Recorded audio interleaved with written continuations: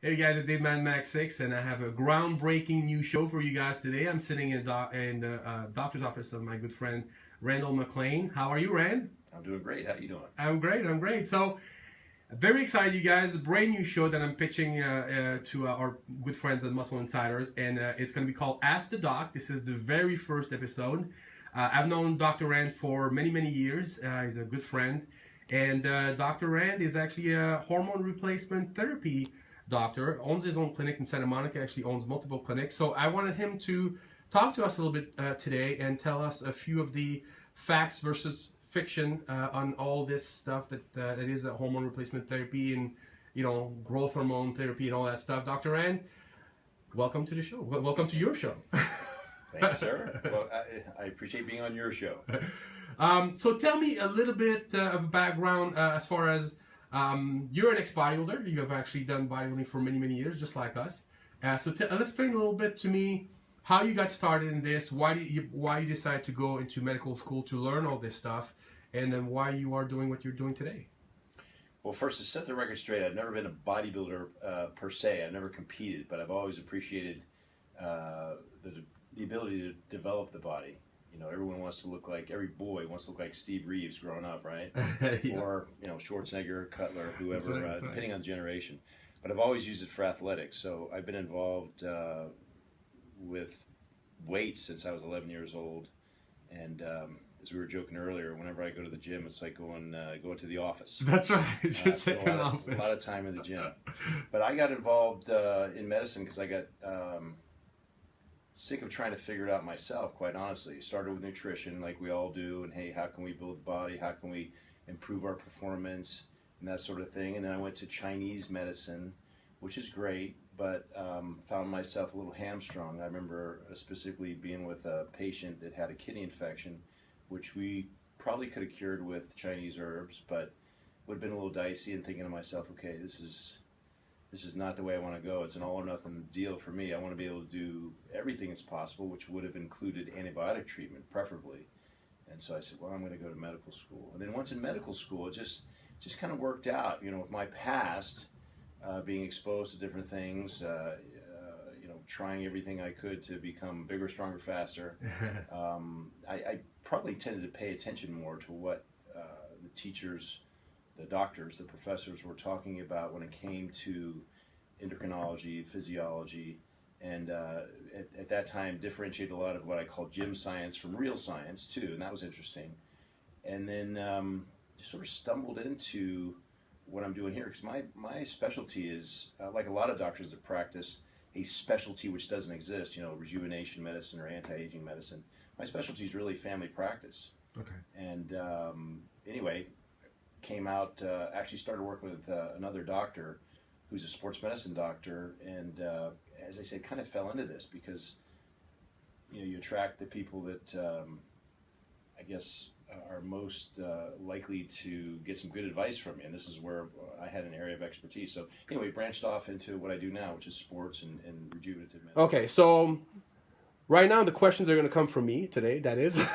And if you think about something, please go ahead. But eventually what I want to do, you guys, is to make this show very, very interactive. And because it's called Ask the Doc, if you guys like this show, you'll be able to send me questions or Dr. Rand's question. We haven't figured out the whole logistic on the Facebook or how that's going to happen. We'll be able to use my personal email for now, but whatever. And Dr.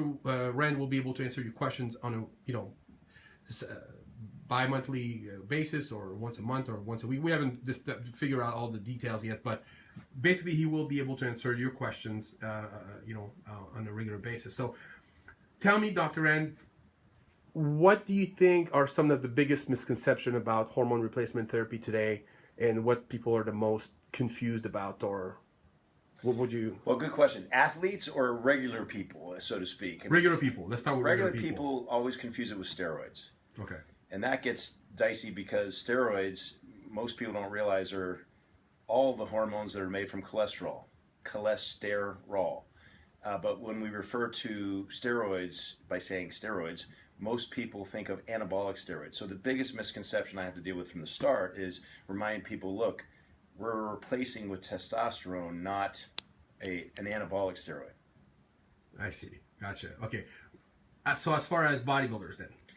Bodybuilders, it's usually, and I use the term loosely, guys that are coming in who want to be more athletic, want to be better bodybuilders, and you'll understand my differentiation in a second, because guys that are at the top of their game realize that what most young guys come in with the misconception of is it's not just about steroids or testosterone or anything like that.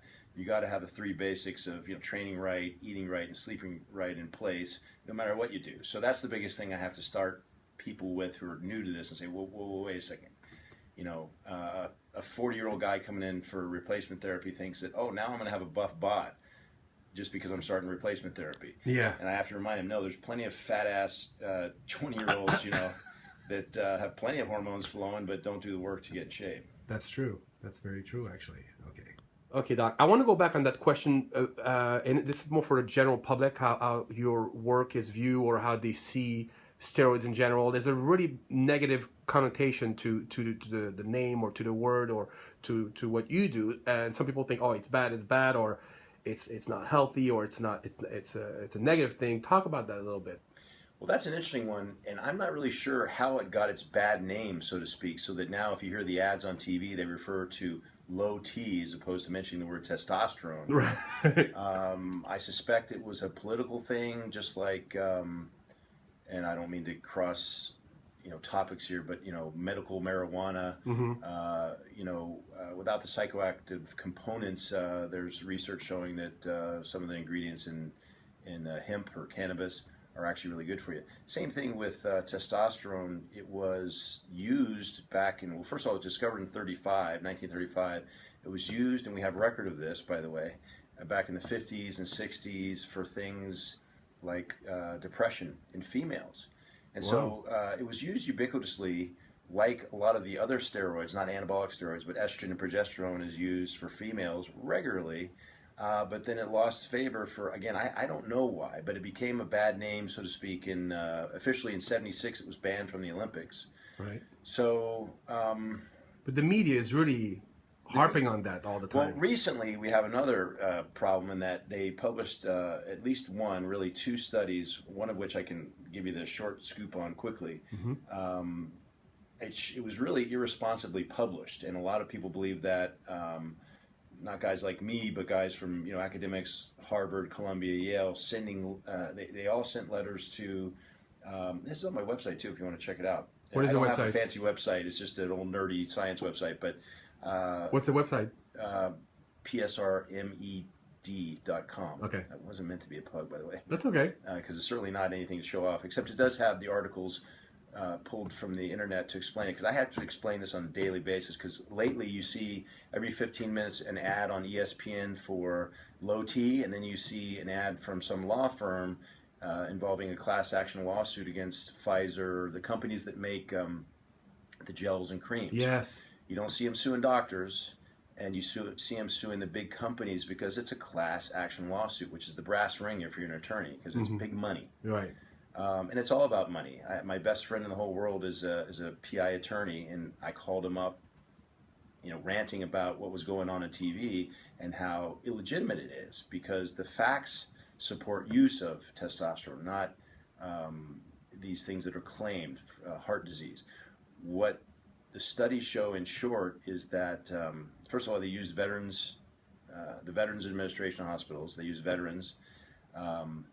The numbers that they used to determine low T were extremely low to begin with. So these guys already had really, really low T. And then the treatment levels brought them up to low T, just a higher level of low T. So the facts, and there's more to it than that, but the facts are very misleading. There was no assurance of compliance, the use of the gels and patches, and there's a reason why you have to use those every day, because you're going up and down, and that's a whole other topic about clinical efficacy. But the question originally was, why is there such a misconception? And why is it such? It's really more of the illegality of it. They schedule it as a controlled substance, Schedule 3. You have to have a prescription, obviously. And then the media has given it sort of like the movie, and I've never seen it, but I've heard about it. Reefer Madness has given testosterone a bad name, saying that you're going to do everything from get liver cancer, to lose potency, fertility, etc. Hmm. Yeah, it's too bad. So you're taking not only your job very seriously as far as educating people. I mean, I like that about you. When people come to see you, you don't just prescribe something to them that they and tell them take this 3 times a day. You actually go out of your way to really educate the people that come and see you, and I like that. I think that's great. Well, I'm a registered libertarian. I tell a lot of people.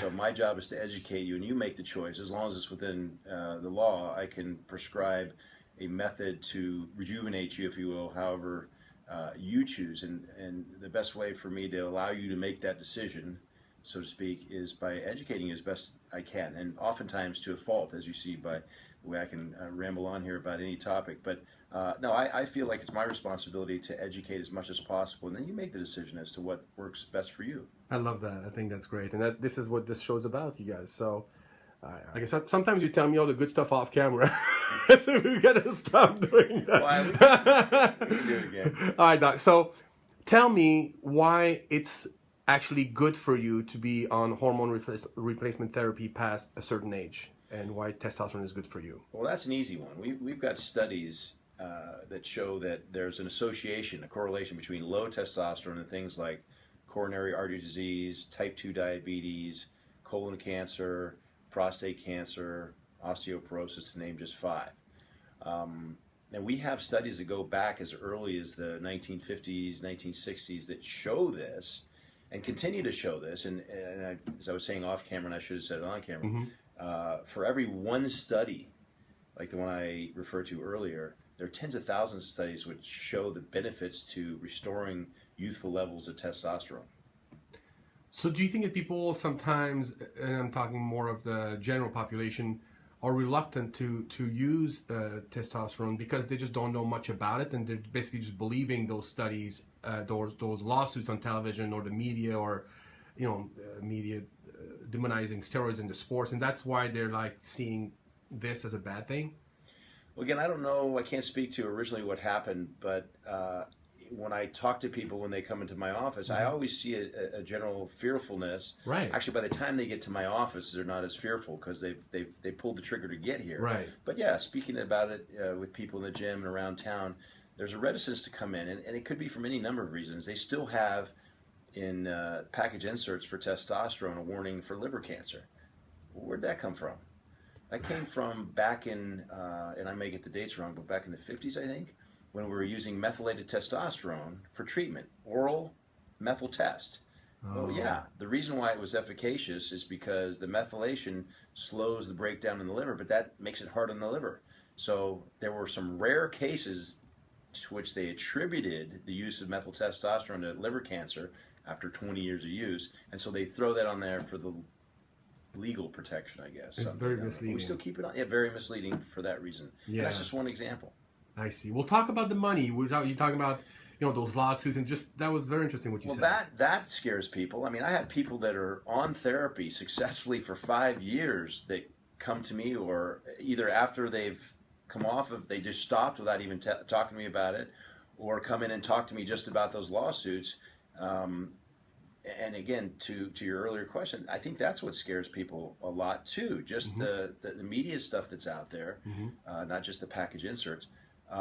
That was all about money. I started to talk about it earlier, but when this came up and I was getting inundated with patient phone calls, I called my friend who's an attorney, my best buddy, he's a PI attorney, and I said, "What's going on?" And he stopped me in my rant and said, "Rand, it's all about money. This is a class action lawsuit. They're going for the brass ring on this one. They're not suing doctors. They're suing the deep pockets." You have to remember that the duty of the board of directors is to save or make the company as much money as possible. So the decision isn't made based on what's right. Right, what's medically correct. It's what's best for the company, to pay off the attorneys in this lawsuit or to defend ourselves. It has nothing to do with the right medicine. Right. And I think that makes it very confusing too, because people say, well, how come they still have these commercials on there if they've already, the Harvard, Yale professors have already written and said, you need to retract this article. How come it still goes on? Well, it's based on money. And I don't mean that cynically. It's just that's the way it is. All right, understood. Okay, so let's talk about your profession for a second. Why is it so hard to find two doctors that are on the same page and are telling me the same information you're giving me right now? Well, it's twofold. Okay. As we were laughing about before the camera rolled, uh, you've got a lack of education in medical school. This isn't taught in medical school. We might spend at most an hour, really at most an hour, talking about these hormones. Really? To any large degree. Secondly, doctors tend to, and I don't mean to sound unprofessional or like I'm bagging on anybody in general, but we all know there's good and bad in every profession. Mm-hmm. But a lot of doctors think that once they get their degree, well, we're done and we'll just start treating patients now instead of keeping up with the latest studies and information that we have available to us now, particularly on the internet and all kinds of ways we can learn about this stuff. The problem with that argument is this, these studies have been around since the 1950s, but that goes back to the mentality of, hey, everything I learned or need to learn, I learned in medical school, which is wrong. I think that's it in a nutshell. So you think that the doctors that are going to be against possibly, hormone replacement therapy, they stopped learning. They basically have not, what they've learned in medical school, and that's it. That's the extent of it. So that's part of the problem. That's what I find, and again, this is through patients. Some of it's in discussion with my peers, but I had a patient in just yesterday who was getting therapy, testosterone therapy, from his urologist. Okay. Was not getting anastrozole therapy, anything to block the conversion into estrogen, which was remarkable since we know that we've identified at least a half a dozen genes which all men carry that cause prostate cancer, and we know that they're activated by estrogen. So here's a urologist that doesn't cover the estrogen, so to speak. But the urologist, and this is per the patient, of course, came to the patient and said, I'm not going to inject you weekly anymore because of the studies that were being placed on ESPN, the ones to which we're referring, the class action lawsuits, and said, I don't feel comfortable giving it to you anymore. And that was that. Oh, boy. So, yeah, there's a lot of ignorance with doctors, ignorance in general across the population. No excuse for doctors because we're supposed to know better. Right. And particularly a urologist, you would think, or an endocrinologist. The problem is, again, just to drive home the point, endocrinologists are trained. We're all trained in hospital and small office settings where the demographic is usually different because, quite frankly, the wealthy don't want a resident to be working on them. Okay, they're not going to go to a family medicine clinic. Well, who are the people that go to family medicine clinics? They're people that oftentimes are working 3 jobs and they don't care about their low testosterone because they don't want to have a 6th kid, right? They just want their shoulder fixed so they can get back to one of the 3 jobs. So we don't learn a lot about it because we don't see a lot about low testosterone in family clinics. Hospitals, same thing. You don't see people being rushed to the ER with low testosterone. Okay, the endocrine problems we see are diabetic ketoacidosis or thyroid storm. Those are emergencies. So we don't get the hospital exposure either. So it's more of a specialty. Yeah, well, it is a specialty. Endocrinology covers hormones, but again, our training in endocrinology, we don't see patients with low testosterone. Yeah. So it kind of goes, whatever little we learn goes in one ear and out the other because we don't use it. But it becomes a huge problem in normal society because everybody gets older after a while. You're right, and everyone is like getting reading glasses. Eventually most of us are going to need them. And, that's right. So yeah, you alluded to it earlier. My job is to educate, both for personal gain because that's how I make my living, right, but also because again, everybody needs it eventually. And I say that I'll get slammed left and right, but who cares? Everybody needs it. That's a matter of opinion too, because that's the other problem. Is a lot of medicine says that we don't need really anything. It's unless you're outside of the natural range or the normal range. And my quick answer to that is it's natural and normal to get sick and die one day. So natural and normal isn't all it's cracked up to be. So that's a point of contention right there.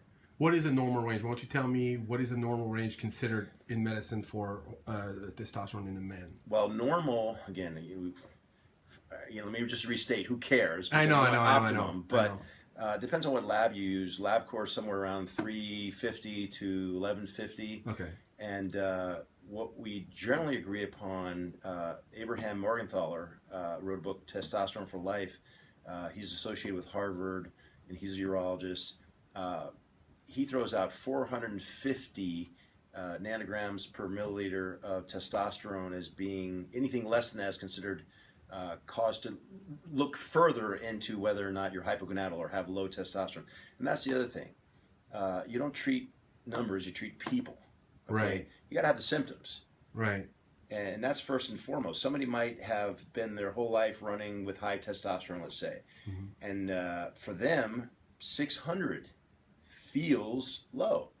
So do you treat them or not? I mean, this is where, you know, we're still working these things out in terms of standard of care. But, you know, it's obvious. If someone doesn't feel right, you treat them. And in reverse, too. If someone comes in with 425 below the 450 level, but they feel great, why would you treat them necessarily? That's right. So it's a case-by-case basis. Right. Very good. The last question for today, Doc. I'm not gonna keep you all. I could talk to you all day, but well, obviously I could keep spewing all day too. Why is it? And you told us how you got into the business, how you got into medical school. Why is it important for you to do this work? Why? And you seem to like it so much as well. So why is it? And this video as well. When I talked to you about this video, you guys. He was on board right away. I didn't have to sell him the idea too long. He says, "Man, you know me. I'm a talker. Let's do it." You know. So why do you want to do this? Why is it important for you to do what you're doing? Well, what a great way to go through life when my job really isn't work. I mean, that's the easy answer. That's the short version. Right. And you know, I don't want to sound corny or anything, but you know, I love what I do. Think about the patients I see. If anyone out there has experienced or is experiencing the feelings of low testosterone, it takes the wind out of your sails. Yeah. And then they come in, and after roughly 6 weeks of treatment, they come in, you know, with a smiling face. You know, marriages, and again, I don't want to overplay it, but it is true. Marriages have been reconciled through this. That's awesome. You know, jobs have been salvaged because people have the libido, the energy, the sense of well-being, the joie de vivre to live life again. I'll tell you one that'll kind of cinch it. I had an older guy came in with his son. And this guy at the time was 77 years old. Oh, wow. And he got up in the morning, didn't leave the house until 4:30. He'd go out for a little walk, mainly because his son encouraged him to, or chastised him to, or whatever. Came back by 5:30 for the evening news so he could get good and depressed, and was here, didn't say it out loud, but you got the feeling that the only reason why he was still around is he didn't have the courage to off himself. Oh, man. I call it courage, but that's another topic. Right. And to get to the meat of it, after 3 months of therapy, he came back for a 90-day follow-up, okay? And he's throwing tight spirals in the street with the kids and asking me, because he was here reluctantly, because his son brought him earlier, what else can I do for my health? I mean, you know, how is that not going to put a smile on your face and make you feel good about what you do for a living? So that's it for me. I mean, that's easy question to answer. That's great. You said it takes about after 6 weeks of therapy, and this is like an off tangent question. How long does it take for someone to actually start feeling better when they come and see you? 6 weeks, and we don't know why that happens. I could bore you with my guesses as to why, but a lot of medicines work that way. This is a hormone, obviously, but you know, I thought it was faster than that. 6 weeks, huh? Well, everyone's different. Right. I'd rather under-promise and over-deliver. Right. Typically, it takes about 6 weeks for it to kick in. Other drugs like SSRIs, antidepressants, are similar in nature. Sometimes I have people with really, really low T who say they start feeling it in 4 weeks, and I'll get the call, which I've asked for. Yeah. To give me updates, again, because I'm always getting good news. And, oh, yeah, Rand, I just want you to know, I'm different. I'm sleeping better, and I have more energy, and those two kind of go hand in hand. Yeah. But also, well, then I get the call about 6 weeks into it, and it's, oh, now I know what you're talking about. And I'm waking up with wood. I'm going to the gym. Throw another 45 on each side. Now, obviously, I'm talking about the males out there. Yeah. But women, it works the same way. And maybe this is educational too. Every male and female, we share the same hormones, just different ratios. Okay, so the same effects. I mean, we're talking to bodybuilders in general. There are female bodybuilders here too, right? Right. Or I should say, really athletes. But it goes without saying, this is for men and women, and just the analogy about the waking up with wood obviously doesn't apply. But no, I mean, to answer the question, 6 weeks comes up, and that's generally when it kind of hits you over the head, and you feel considerably better. That's awesome. Yeah. Today was a great day. I'm very glad we started this. Thank you for doing this show. I think it's going to be a hit. I think people are going to be getting really excited to be able to send their questions. And then I want to thank you very much, and I can't wait to see you again. Well, thank you very much. Thanks, man. Goals Venice, guys. We're going to meet up with Dr. Rand. Dr. Rand, how are you, my friend? Good. How you doing? This is your second office. It is. I tell my wife I'm going to do morning rounds. This is where you spend most of your time. Hide. Thank How you. are you, my friend? We know these guys. How are you guys? The best doctor. He's the best doctor. The best doctor. We're making the rest of the world finding that out right now. You like this guy? You need the best. He's awesome. We love him. Thanks, All guys. right, thanks you guys. Supporting bodybuilding always. All right, you see that? That was great. Good guys. All right, let's get in there. Thanks. See what's going on.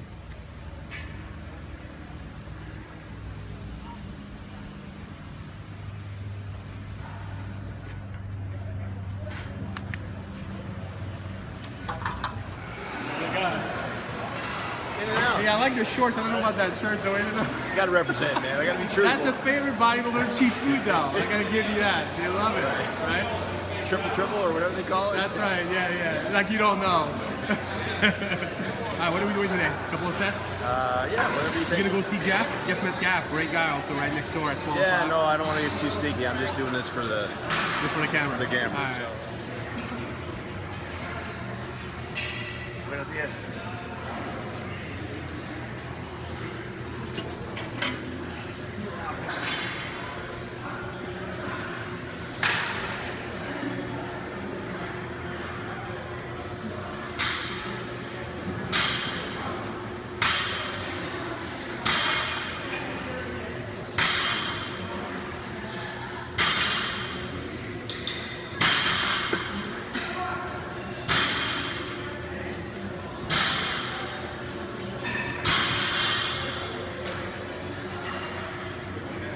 Nice. Everyone knows you in here, man. You come in, you're like the mayor of Gold's Gym. I'm blessed, definitely. How did that make you feel? And I swear to you guys, this was unscripted as we just come in here, Gold's Gym. Pedro Barron and Hide Yamaguchi's like, this is the best doctor. How does that make you feel when people say that? Well, like I say, I love coming here. I don't want to sound corny, but I love my job, and I figured that easily I spent more time in the gym than anywhere else in my life. Right. You know, since I'm yay high. 11 years So it's old, like- that's young. I didn't know you started that early. Well, we didn't have. That was out in the grass. So remember the old sand weights? Yeah, the Weeder ones, yeah. We had our first knowledge gym in the Grove, the Coconut Grove, probably when I was 15. Wow. So, okay, from 15 to 52, been in the gym most of my life. So, yeah, I love it here. Yeah, man. That's Mecca, awesome. you know, how can you complain? Very cool. Can't have a bad workout here. That's right, that's right. It's Jim Venice.